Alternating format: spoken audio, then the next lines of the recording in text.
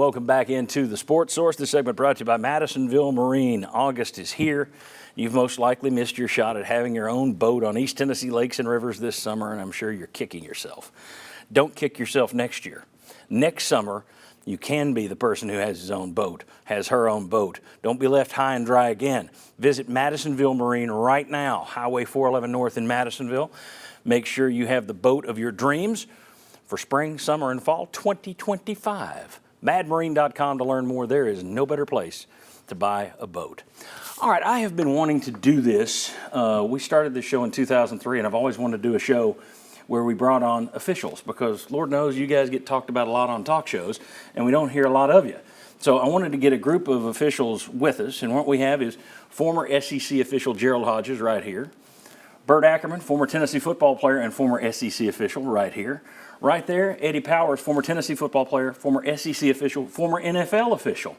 Guys, I appreciate you being with us. Thank you very much. Thank you. Enjoyed it. I want to start, but everybody always looks inward or looks at the officials. I want to hear what you guys say. Let's turn the cameras around and hear your take on some things. And the first deal is, what has changed the most from when you guys started decades ago? You're all retired at this point. From when you started decades ago to when you watch a game now and from when you retired, what was the biggest change? Was it the fact that the players got bigger, stronger, faster? Or was it all the technology around you that changed how you call a game and how officials call a game? It's a little of all of them. Chuck, he's cavaliersing the question. We're good, Chuck. There you go. He's right. He's right. That's it. Because First thing I noticed, obviously, going from small college to the SEC is the size and speed. And it's still, to this day, that's a big factor. Makes it harder for you guys as officials, the faster and bigger they got? Certainly. Well, yeah, but, every time they did that, they enlarged how many officials we had. I think I got in the league, there was, 6. Now there's, 8? 8.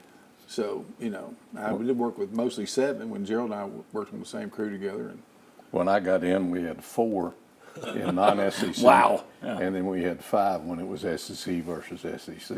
In terms of all that technology, has it all been I mean, that's the players have changed it, but in terms of the technology, it seems to me that there are a lot of, now they tell you, all right, don't whistle this dead because we can go catch it in replay if it's a fumble.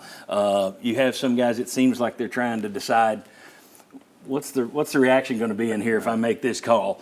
How much has the eye in the sky impacted what officials today are going through, or has it? I finished up my last 17 years in the replay booth, but I had 1 year on the field with replay. And there's a little bit of that, but when you're out there on the field and you see, you call what you see. You don't worry about the replay. Granted, the only caveat to that is on a fumble or a pass fumble. So it's not created any hesitation in knowing that somebody else is going to come in behind you. No. And I think you'll find that 98.9% of the time the call on the field's correct. All right, well, tell me this. You've got fewer guys going into it. I've got friends who referee high school games. They say it's harder to find guys. I've had people tell me we may be playing Saturday high school games because you don't have enough crews to crew all the games on Friday, and guys will have to work both weekends. That's how bad it's getting in terms of finding people to do it. Why is it that it's becoming harder and harder to find officials? If there's not a drawback on the field, it's not the technology. I'm tired of being overruled. If it's not, the players are just too big and too fast to get. What is it that's changed that has created kind of a gap there in terms of creating future officials? Well, there's several things. One is the source of future officials has changed because when I was a player in the early 60s, 1 or 2 players would move to the pros. All the rest were through when they finished their career. Today, the whole senior class and 2 or 3 lower class go to the pros. They may not be active on a pro team, but they're on the taxi squad. So former college players aren't available until 5 to 7 years after they finish playing. Well, by that time, they're married, they got young kids, and they've had a nice life. And going down to start with Pee Wee League football to learn officiating is not attractive to them. Well, and I would think that somebody who's played any level of pro ball for any amount of time, coming back and deciding I'll go into officiating now, they make so much money now compared to, I mean, there was a time when the pro players had to have second jobs. Now, you go and play a couple of years in the NFL, you're not going to come back and work for $50 at a Pee Wee game. Nobody officiates for the money. That's right. Every bit of it is contributing to the game. So it's not an influence really in people's decision making, or if it is, Well, they shouldn't be officiating. Yeah, well, I've been told there are one of the things that's a drawback is a lot of these kids they're trying to get into the lower levels. The response has been, I get too much guff on social media from parents and fans when I make the bad call. That has changed. And also, it's not worth enough, if there's not enough money to make it worth me putting up with that, is what I'm hearing from a couple of high school refs who tell me Well, I that's think what they're that's true hearing. because the fans' impact on the game has increased tremendously. There's not much respect for officials in the general fandom. And/or coaches. And/or coaches. High from the school coaches are too. leaving the ranks but faster than the officials, and for the very same reason. Daddy, thoughts? And I think it's, everything's gotten bigger, stronger, faster.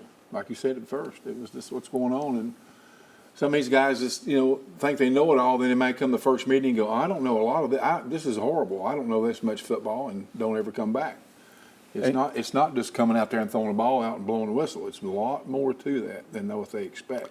And when you explain to them that in the beginning you're going to be doing Pee Wee League ball, and after 2 or 3 years you might move up to junior high ball, their eyes glaze over and they say, that's not what I'm interested in. Yeah. And they're not willing to put the effort in. They don't realize that they have to learn officiating just like they had to learn as a player. You start at the bottom rung and work your way up. Yeah.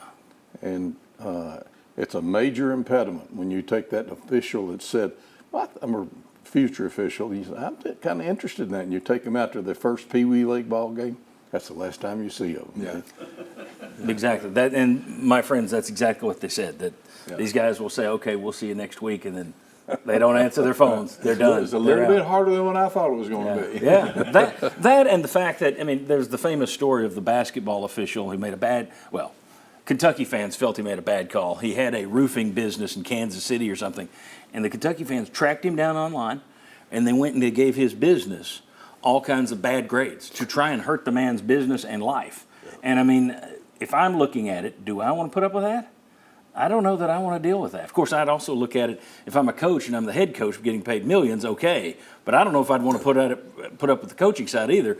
The social media and the fact that the fans can now reach out and grab you and hurt your business, that would impact my decision-making in terms of whether or not I go into officiating or not. Sure, social media is probably one of the major detriments to getting and keeping young officials. That really is.